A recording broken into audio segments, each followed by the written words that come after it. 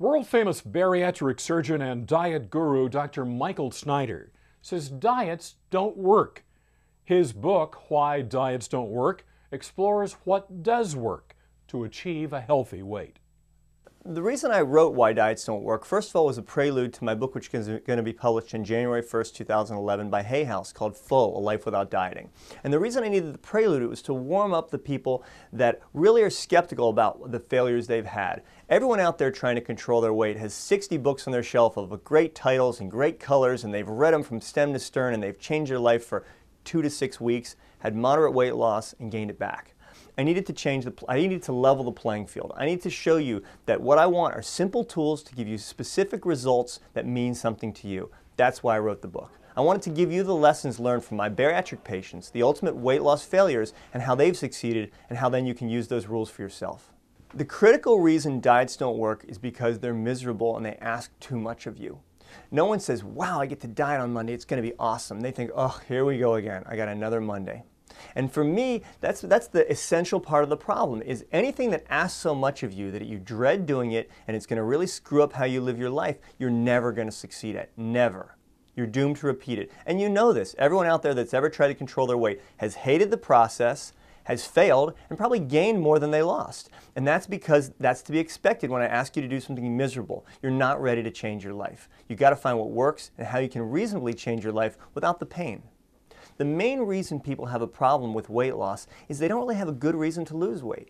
To go from a size 6 to a size 4, I'm sorry, that's not a good reason to change your life. To say, I want to lose 10 pounds, that doesn't make sense. But my patients have a great reason. When they're morbidly obese, they want to change their life because they want to cure their diabetes, or be able to physically get up and off the floor with their grandkids, or fit in an airplane seat. My goodness, those are good reasons to change your life. I've got to start encountering you with my Be Full, Eat Less solution in a way to make sure that you understand why it's important for you to lose weight. When someone's morbidly or severely overweight, it can't be because you ate too much and didn't exercise enough. It's how you're wired. It's really a different person altogether. The tools I give to someone to lose 10, 20, 30, up to maybe 50 pounds will work for the random person.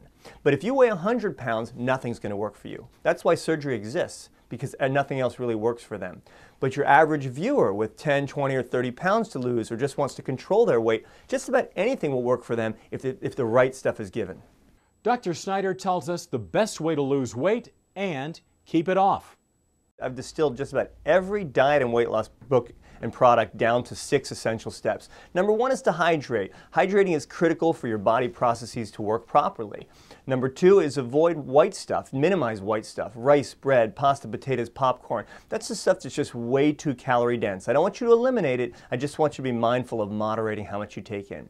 Next is the importance of protein. I like your diet to be at least half protein. Protein is what your body needs. Protein is about giving your body the amino acids you need to function properly. And also it gives your body permission to free up the fats, which gets into the next step, which is 5 to 6 meals a day. For me, it's about making sure that your body has the essential components that give you permission to free the fats, and that always comes down to multiple small meals a day.